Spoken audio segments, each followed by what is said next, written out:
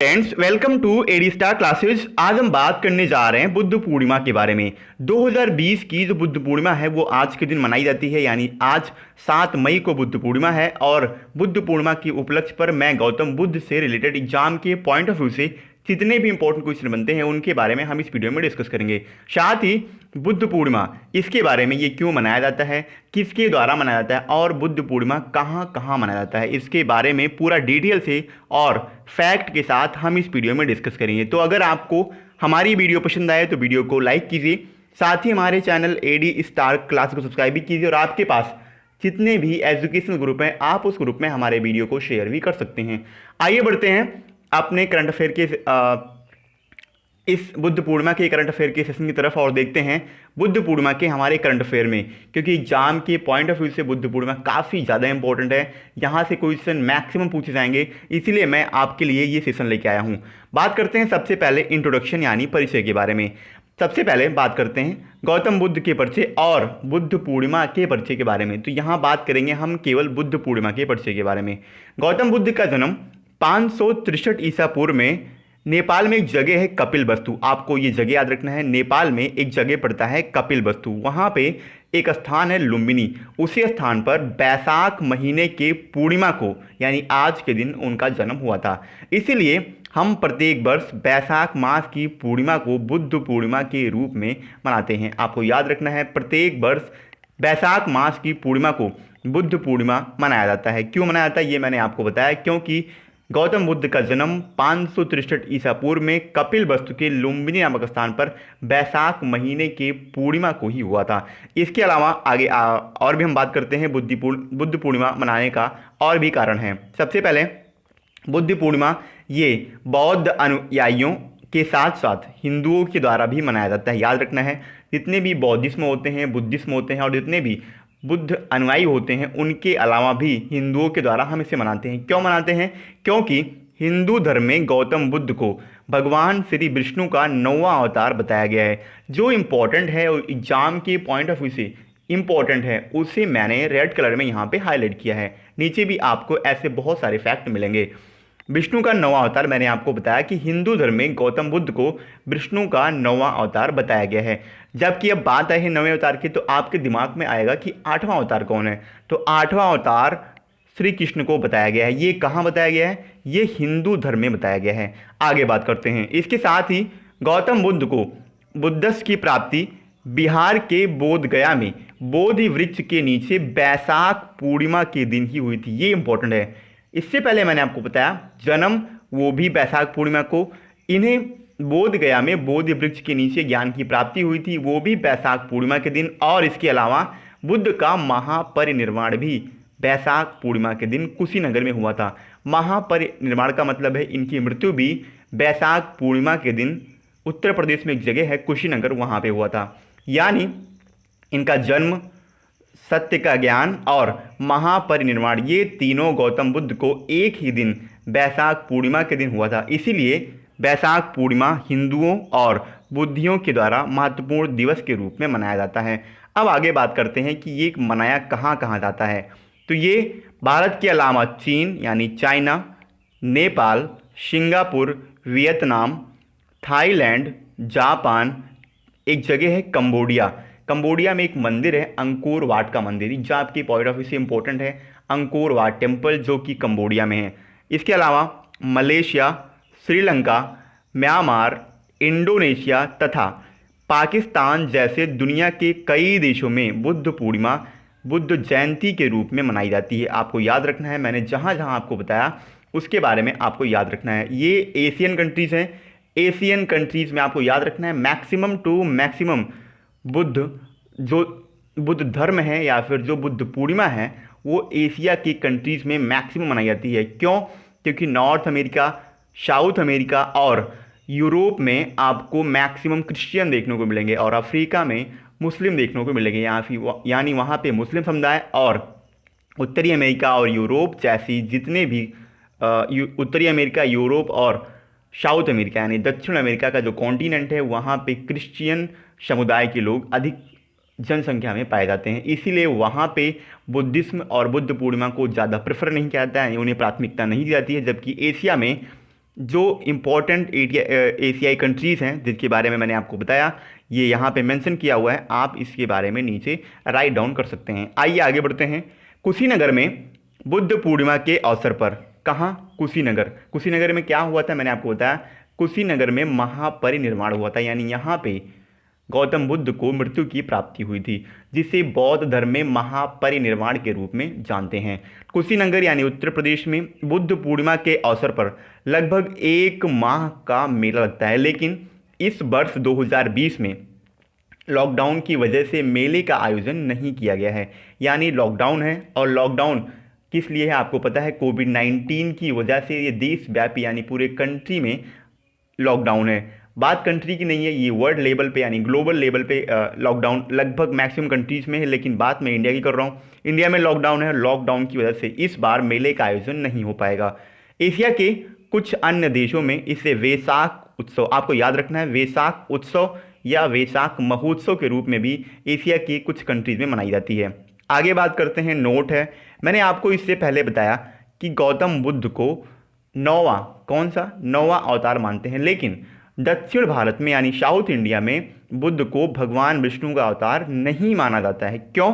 क्योंकि वहाँ बलराम को विष्णु का 8वां अवतार और श्री कृष्ण को 9वां अवतार मानते हैं, इसीलिए वहाँ पे भगवान विष्णु को अवतार नहीं माना जाता है। बौद्ध धर्म के अनुयायी भी गौतम बुद्ध के विष्णु अवतार होने का समर्थन नहीं करते हैं। आइए आगे बढ़ते हैं। अब बात करते हैं हम गौतम बुद्ध के बारे में। बुद्ध से जुड़े सबसे पहले उनकी जीवन परिचय के बारे में बात करेंगे।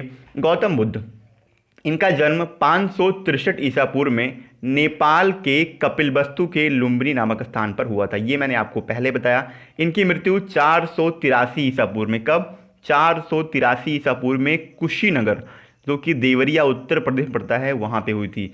आपको याद रखना है 563 से लेकर के 483 तक, यानी कुल 80 वर्ष तक आपको याद रखना है। टोटल 80 वर्ष तक ही इन्होंने, या इनका जो लाइफ टाइम पीरियड है वो 80 वर्ष का था, ठीक है, आपको याद रखना है, यानी ये 80 वर्ष तक जिए थे। इसी को, मृत्यु को ही महापरिनिर्वाण के रूप में हम जानते हैं। आगे बात करते हैं। गौतम बुद्ध के पिता, इनका नाम शुद्धोधन था। आपने बचपन में इनके बारे में स्टोरीज पढ़ी होगी, वहाँ पे इनका नाम मेंशन किया गया था, शुद्धोधन। इनकी माता का नाम माया देवी था। इनकी माता से जुड़ा एक फैक्ट है, इनकी माता माया देवी की मृत्यु इनके जन्म के 7वें दिन, याद रखना है, जन्म के 7वें दिन इनकी माता माया देवी की मृत्यु हो गई थी। इसके बाद इनका लालन पालन इनकी सौतेली माँ थी एक, जिनका नाम था प्रजापति गौतमी। उनके बारे में एक फैक्ट है, मैं उसको नीचे आपके बारे में बताऊंगा। फिलहाल यहाँ पे आप इतना जानिए कि इनकी एक सौतेली माँ थी, इनका नाम था गौतमी। उन्होंने इनका लालन पालन किया था, जबकि माया देवी जो इनकी माँ थी, 7वें दिन में, इनके जन्म के 7वें दिन के बाद उनकी मृत्यु हो गई थी। इनके बचपन का नाम सिद्धार्थ था। इनकी पत्नी का नाम यशोधरा था। क्या? यशोधरा इनकी पत्नी का नाम था। इनका विवाह 16 वर्ष की अवस्था में ही यशोधरा से कर दिया गया था, और इनके पुत्र का नाम राहुल था। आपने स्टोरी पढ़ी होगी, रात में ये राहुल को छोड़कर चले गए थे। बुद्ध ने सांसारिक समस्याओं से व्यथित होकर 29 वर्ष की आयु में गृह त्याग किया था। कब? 29 वर्ष की आयु में। इंपॉर्टेंट चीज़ों को हाईलाइट किया गया है, जिसे बौद्ध धर्म में महाविनिष्क्रमण कहा गया। याद रखना है, महाविनिष्क्रमण। आपकी जब आप एग्जाम में बैठते हैं तो ऐसे क्वेश्चन आते हैं कि महाविनिष्क्रमण ये किसे कहा जाता है, आपको याद रखना है, गृह त्याग। 29 वर्ष में इन्होंने गृह त्याग किया था, उसी को महाविनिष्क्रमण कहते हैं। आगे बढ़ते हैं। 35 वर्ष की आयु में इन्होंने वैशाख पूर्णिमा की रात को निरंजना नदी को एक और अलग नाम से जानते हैं, जिसका नाम है फाल्गु नदी। क्या नाम है? फाल्गु नदी। इसे निरंजना नदी कहते हैं। इसी नदी के किनारे पीपल के वृक्ष के नीचे इन्हें ज्ञान की प्राप्ति हुई थी, जिसे बाद में बोध गया कहा गया। क्या? बोध गया। और ये बिहार में पड़ता है, याद रखना है, बोध गया ये बिहार में पड़ता है। बौद्ध धर्म के 3 रत्न हैं, आपको इन त्रिरत्न के बारे में याद रखना है। कौन कौन से हैं त्रिरत्न? बुद्ध, धम्म एवं संघ, ये तीनों बौद्ध धर्म के त्रिरत्न हैं। आगे बढ़ते हैं। बुद्ध के 4 आर्य सत्य हैं। बौद्ध धर्म में बुद्ध की 4 आर्य सत्यों को बताया गया है। इन आर्य सत्यों के बारे में आपको याद रखना है। पहला है दुख, अगला है दुख और समुदाय, नेक्स्ट है दुख और निरोध, और लास्ट है दुख निरोध गामिनी। ये चारों बुद्ध की 4 आर्य सत्य हैं। आगे बढ़ते हैं, बात करते हैं बुद्ध के अष्टांगिक मार्ग की। अष्टांगिक मार्ग यानी 8 मार्ग हैं बुद्ध के।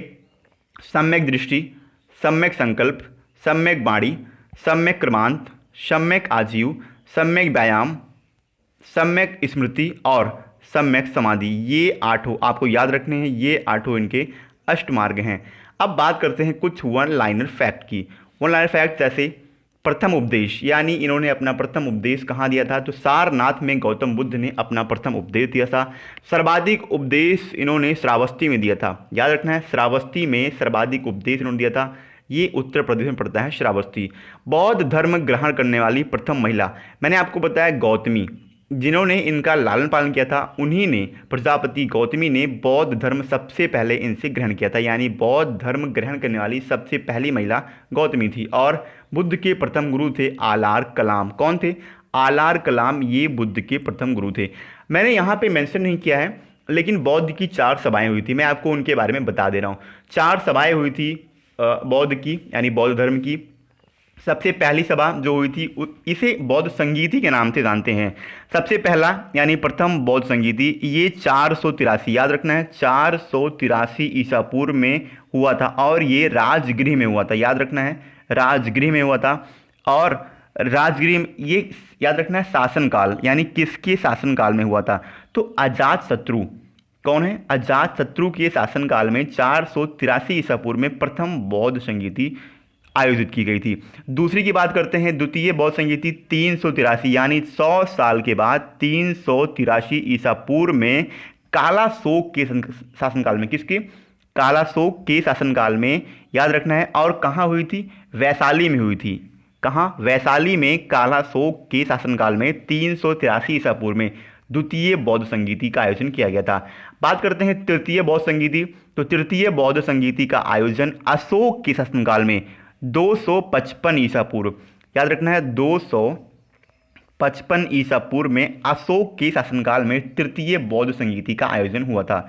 ये कहाँ हुआ था? ये पाटलिपुत्र में हुआ था। और लास्ट यानी चौथा चतुर्थ बौद्ध संगीति का आयोजन एक राजा थे, नाम तो आपने सुना होगा, जिनका नाम था कनिष्क, नाम सुना होगा, कनिष्क। चतुर्थ बौद्ध संगीति का आयोजन कनिष्क के शासनकाल में ईस्वी की प्रथम शताब्दी, यानी 1 से लेकर, ये हम आपने एक चीज़ देखा होगा यहाँ पे 483 से 383 ईसा पूर्व में घटता जाता है, लेकिन ईस्वी में बढ़ता जाता है, यानी ईस्वी के प्रथम जो प्रथम शताब्दी थी उसमें ये कुंडल वन में हुआ था। मैंने आपको बताया सबसे पहली यानी प्रथम बौद्ध संगीति ये राजगृह में हुई थी, द्वितीय बौद्ध संगीति ये वैशाली में हुई थी, तृतीय बौद्ध संगीति ये पाटलिपुत्र में हुई थी और चतुर्थ बौद्ध संगीति ये कुंडल वन में हुई थी। आपको याद रखना है। इसके अलावा 2 भाग हैं बौद्ध धर्म के, एक है हीनयान और दूसरा है महायान।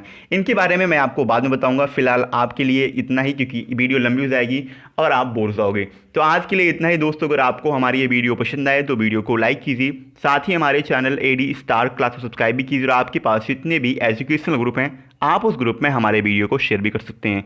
अगर आपको हमारे किसी भी वीडियो की या फिर इस वीडियो की PDF फाइल चाहिए तो नीचे डिस्क्रिप्शन में हमारे टेलीग्राम ग्रुप का लिंक दिया हुआ है, आप टेलीग्राम ग्रुप की लिंक पे क्लिक करके हमारे टेलीग्राम ग्रुप ज्वाइन कर सकते हैं और वहाँ पे आपको सारे वीडियोस की PDF एक साथ एक ही प्लेटफॉर्म पर अवेलेबल मिल जाएगी। दोस्तों आज के लिए इतना ही।